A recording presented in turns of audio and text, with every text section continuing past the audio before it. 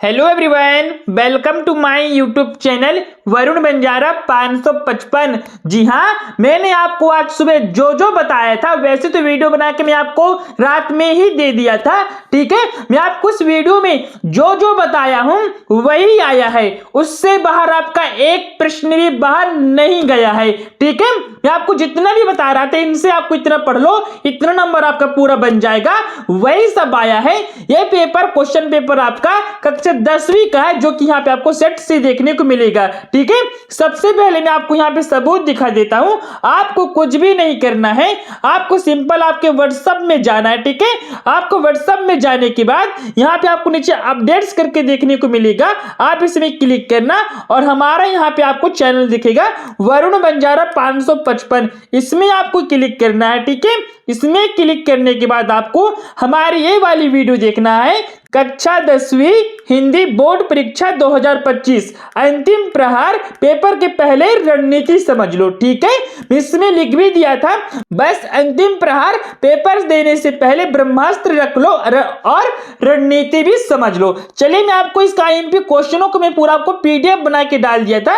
आपको सबसे पहले क्या आवेदन पत्र देखने को मिलेगा, और आवेदन पत्र इसमें आपका आया कौन सा है, इसमें यहाँ पे आपका आया है, अपने नगर के नगर पालिका अधिकारी को अपने वार्ड में व्याप्त गंदगी को दूर करवाने हेतु एक शिकायत पत्र लिखना है। और मैं आपको क्या आवेदन पत्र में क्या क्या बताया था यहाँ पे आपको देखने को मिलेगा। मैं आपको पूरा कॉपी ही दिखा देता हूँ, मैं कॉपी का ही फोटो खींच के इसमें रखा हूँ, मैं आपको पूरा आपके सामने कॉपी खोल देता हूँ।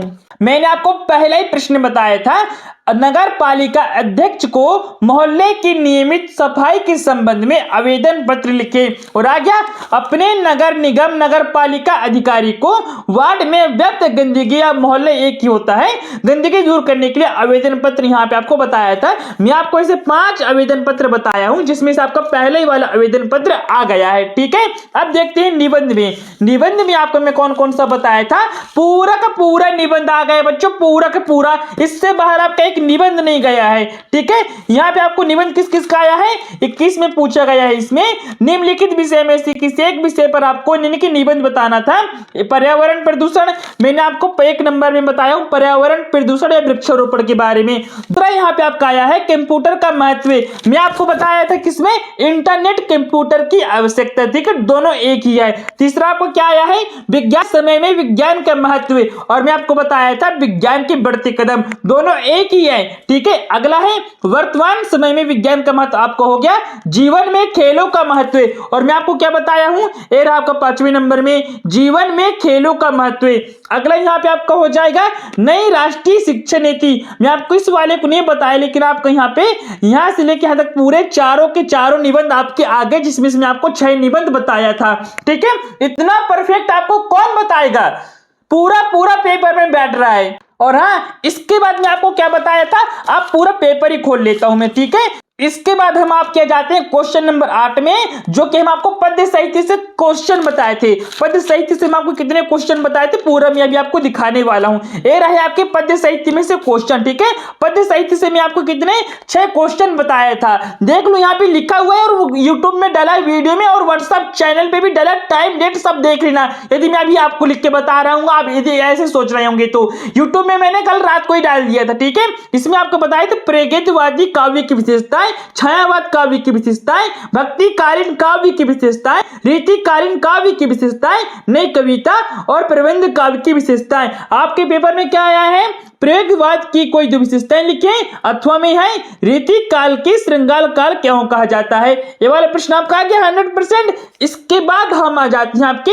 जीवन परिचय में। ठीक है, जीवन परिचय भी आपका एक भी बाहर नहीं गया है, अथवा सहित जीवन परिचय आ गया है। आपको यहाँ पे जीवन परिचय भी देख लेना है। लेखक परिचय में मैं आपको बताया था स्वयं प्रकाश जी का, राम वृक्ष बेनीपुरी, मन्नू भंडारी, यशपाल और यतीन्द्र मिश्रा। आपके जीवन परिचय में क्या क्या आया है, आपके जीवन परिचय में यहाँ पे आपका आ गया है, देखिए स्वयं प्रकाश अथवा मन्नू भंडारी का लेखक परिचय निम्नलिखित बिंदु के आधार पर बताइए, 2 रचनाएं भाषा शैली। ठीक है, मैं आपको पहले क्लियर कर दिए थे वीडियो में, 2 रचनाएं और भाषा शैली यहाँ पे आपसे पूछा जाएगा, जो कि मैं आपको स्वयं प्रकाश जी के पहले में बता दिया, और मन्नू भंडारी को मैं आपको यहाँ पे 3रे नंबर पे बताया था। दोनों आ गए। अब हम आ जाते हैं आपके कवि परिचय में। कवि परिचय में यहाँ पे आपसे पूछा गया, कवि परिचय में कवि सूरदास अथवा जयशंकर प्रसाद की काव्यगत विशेषता किसका है बताइए। ठीक है, कवि सूरदास जी का। सूरदास का मैं यहाँ पे आपको पहले ही बताया हूँ, कवि सूरदास जी की यहाँ पे आपको हो गया, और जयशंकर प्रसाद के यहाँ पे मैं तीसरे नंबर में मिलाया हूँ। ठीक है, आप दोनों को मैच कर लेना और वीडियो को पूरा जाके देखना। आप यूट्यूब पे डाले वीडियो, ठीक है, और व्हाट्सएप ग्रुप में भी डाला है। यदि आप अभी तक ज्वाइन नहीं हुए हो तो आपको डिस्क्रिप्शन बॉक्स में दोनों का वीडियो का लिंक आपको देखने को मिल जाएगा। ठीक है, इसके बाद मैं आपको क्या बताया था, अंतर में जाते हैं। अंतर भी बहुत सारा आया है, मैं आपको टोटल कितने 7 अंतर बताया था। ठीक है, पहला अंतर बताया था लोक व्यक्ति एवं मुहावरे में अंतर, जीवनी एवं आत्मकथा में अंतर, कहानी एवं उपन्यास में अंतर, नाटक एवं एकांकी में अंतर, रेखाचित्र एवं संस्मरण में अंतर, संधि एवं समास में अंतर, महाकाव्य एवं खंडकाव्य में अंतर। आपके क्वेश्चन पेपर में अंतर कौन कौन सा आया है? आपके क्वेश्चन पेपर में अंतर आया है आत्मकथा और जीवनी में अंतर 2 लिख रहा। ठीक है, आत्मकथा और जीवनी में अंतर मैं आपको दूसरे नंबर पे बता दिया था, और यहाँ पे आपको देखने को मिलेगा कहानी और उपन्यास में कोई 2 अंतर बताइए, तो मैं आपको कहानी और उपन्यास में भी अंतर बता दिया था। ठीक है, इसके बाद हम आपके आ जाते हैं व्याकरण में। व्याकरण में यहाँ पे मैं आपको क्या क्या बताया था, हर एक गीति का छंद की परिभाषा लिखिएगा, क्योंकि कौन कौन सा है मैं अभी मैच कर लेता हूं। हाँ, तो यहाँ पे आपको देखने को मिलेगा, मैंने आपको बताया था हर एक गीति का छंद की परिभाषा, जो कि आपका नहीं आया। वीर रस की परिभाषा एवं उदाहरण, ये आपका बीच में कहीं पे आ गया है। हास्य रस की परिभाषा एवं उदाहरण, यही प्रश्न आपके क्वेश्चन पेपर में देखने को मिलेगा 13 नंबर में। हास्य रस की परिभाषा लिखते हुए उदाहरण भी लिखी, जो कि आपके क्वेश्चन पेपर में 2 नंबर में पूछा गया है। अगला यहाँ पे आपका आया था दोहा छंद की परिभाषा उदाहरण सहित बताना है, इसमें आपको अथवा में आ गया दोहा छंद की परिभाषा उदाहरण सहित यहाँ पे आपको बताना है। ठीक है, इसके बाद आपका जाता है क्या, मैंने आपको नई कविता के बारे में बताया था, चौपाई छंद, उपमा अलंकार, मानवीय अलंकार, ये सब आपको पूरा बताया था। एक प्रश्न और आया आपका अतिशयोक्ति अलंकार की परिभाषा उदाहरण सहित बताइए। मैं यहाँ पे आपको इसको लास्ट में बताया था, अतिशयोक्ति अलंकार की परिभाषा है। ठीक है, वाक्य किसे कहते हैं, इस सब मैंने आपको पूरा बता दिया था। इनमें से मेरे इतना कम से कम 35-40 नंबर तो मैं आपको एक ही रात में पूरा पढ़ा दिया था। ठीक है, इनका आंसर भी बताया था मैं आपको, तो अभी आप लोग कुछ पढ़े ही नहीं। जो मेरा वीडियो देखा वो तो आज पेपर में जाके पूरा टॉप किया था। ठीक है, पूरा का पूरा आ रहा है। मैंने क्लास 12th वालों को भी बताया था हिंदी में, उनका भी पूरा वही आया है, उनका भी वीडियो डाला हुआ है, आप उनके भी जाके पूरा मैच कर लेना। ठीक है, अभी मैं आपको उनके लिए इंग्लिश का वीडियो लेके आऊंगा, तो आप इंग्लिश का वीडियो, उनका पेपर होने वाला है कल, उनका इंग्लिश का पेपर का वीडियो भी आपको पूरा मैच करके देख लेना, कितना आता है और कितना नहीं आता है। तो चलिए जाने देते हैं, जो हो गया उससे जाने दो, आने देते हैं कोई अगला पेपर। ठीक है, आप उदास मत होना, हम चलते हैं अगले पेपर में। हम आपको बता देते हैं आप आज के पेपर में कितना गलती करके आए हैं और कितना सही लिख के आए हैं। आपके हिंदी के पेपर में कितना नंबर आपका आ सकता है, पूरा पेपर को हम आज पूरे मिलान कर लेंगे यहीं पे। तो यहाँ पे आपसे सबसे पहले पूछा जाता है, यहाँ पे आपसे पहला प्रश्न पूछा गया है, किसकी आभा हट नहीं रही है। तो आपको यहाँ पे लिख देना है किसकी आभा हट नहीं रही है, यहाँ पे आपको पूरा लिख दीजिएगा फागुन की आभा हट नहीं रही है। ठीक है, किसकी, फागुन की। उसके बाद यहाँ पे आप दूसरे नंबर में बता देना है प्रबंध काव्य के कितने भेद होते हैं, इसका आपका राइट उत्तर हो जाएगा 2 भेद होते हैं। तीसरा वाला प्रश्न है नेताजी सुभाष चंद्र बोस की प्रतिमा कहाँ लगवा दी गई थी। आपको तो पता ही होगा कहाँ लगवा दी गई थी, तो इंडिया गेट पर लगवा दी गई थी। अगला प्रश्न है काला अक्षर भैंस बराबर का अर्थ क्या होता है, तो यहाँ पे आपको बता देना है अनपढ़ व्यक्ति होता है। ठीक है, अनपढ़ व्यक्ति यहाँ पे आपको पूरा लिख देना है, उसको नहीं कि पढ़ाई लिखाई में कमजोर। अगला इसका आपका हो जाएगा बाबूजी रामनामा बही में कितने बार राम लिखते थे, तो इसका यहाँ पे आपका राइट उत्तर हो जाएगा 700 से 1000 बार। ठीक है, 1000 बार यहाँ पे आपको लिख देना, दोनों ही राइट उत्तर इसका हो जाएगा। अगला है साना साना हाथ जोड़ी पाठ के आधार पर पहाड़ी कुत्ते कब भौंकते हैं, इसमें आपको राइट उत्तर हो जाएगा कब भौंकते हैं, तो चांदनी रात में भौंकते थे। ठीक है, कहाँ पे, चांदनी रात में भौंकते हैं। इसका आपका पूरा 1 नंबर का उत्तर हो गया। इसके बाद यहाँ पे आपसे दूसरा प्रश्न पूछा जाता है, जो कि क्या पूछा गया है वात्सल्य के श्रेष्ठ कवि माने जाते हैं, इसमें आपका 12 नंबर हो जाएगा सूरदास जी। दूसरा प्रश्न है हवा की थिरकने का सिमटा हुआ संकेत कौन मानता? ठीक है, इसमें आपको हो जाएगा फसल को। तीसरा है वीर रस का स्थायी भाव क्या है? इसमें आपको हो जाएगा उत्साह। अगला यहाँ पे आपको हो जाएगा हलदार साहब को कंपनी के काम से कस्बे से गुजरना पड़ता था, यानी कि कितने दिनों में गुजरना पड़ता था?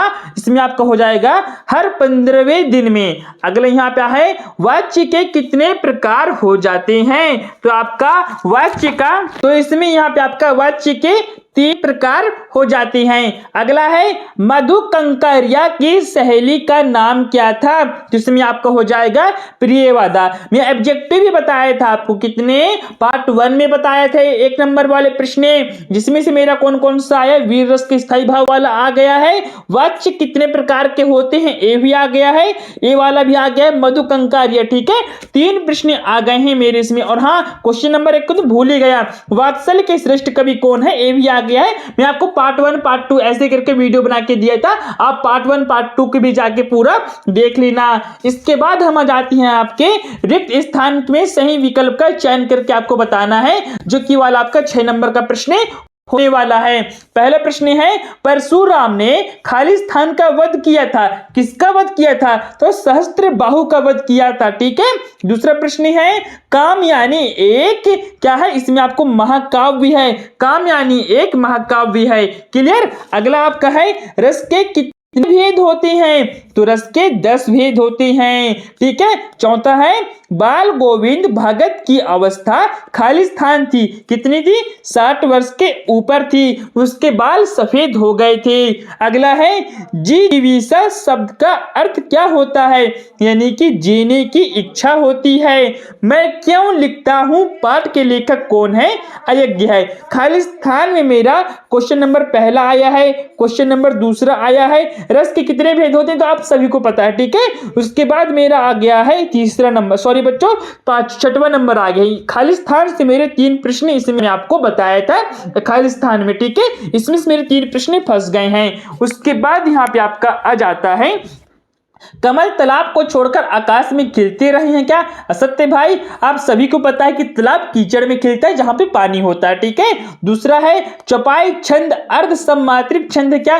नहीं भाई, चौपाई सम्मात्रिक छंद है। ठीक है, अर्ध सम्मात्रिक छंद नहीं है। तीसरा है शीला अग्रवाल मन्नू भंडारी की मां थी क्या? नहीं भाई, ये भी हमारा असत्य हो जाएगा।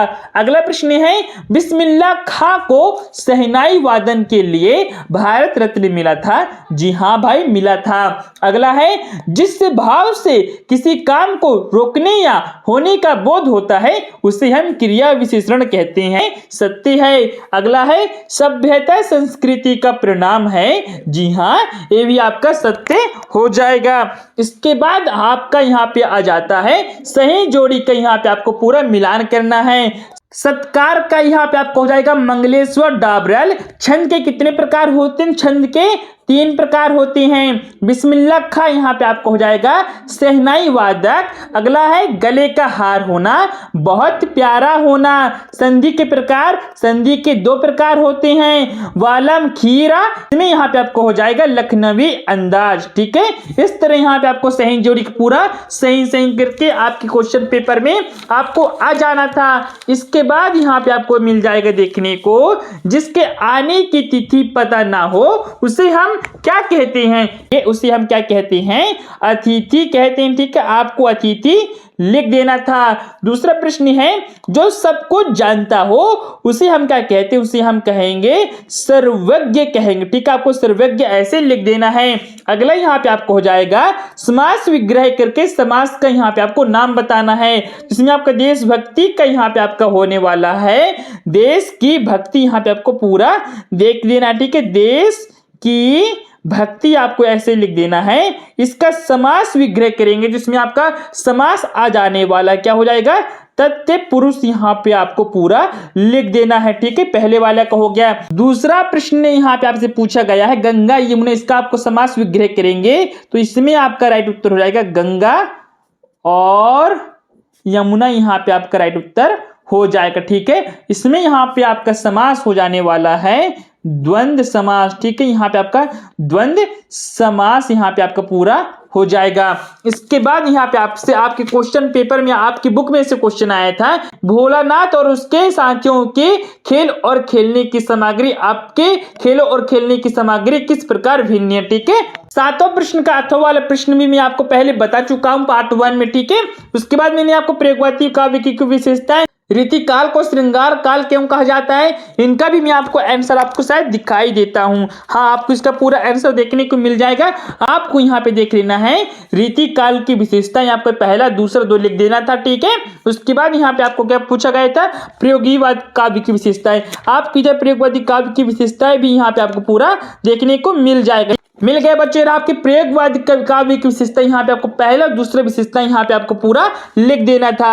इसके बाद हम आप क्या जाते हैं कवि परिचय, और हाँ इसके बाद आपको यहाँ पे सूरदास जी का और जयशंकर प्रसाद का जीवन परिचय लिख देना था, 2 रचनाएं और भाव पक्ष कला पक्ष। इसके बाद यहाँ पे आपसे 10वां प्रश्न पूछा गया है, गोपियों ने उद्धव से योग की शिक्षा कैसे लोगों को देने की बात कही थी। इसका आंसर मैं आपको शॉर्ट में बता देता हूं, गोपियों ये उद्धव से कहती हैं जिनका मन स्थित नहीं है, ठीक है, जिनका चित्त स्थिर नहीं है, आप उन्हें योग की शिक्षा दीजिए।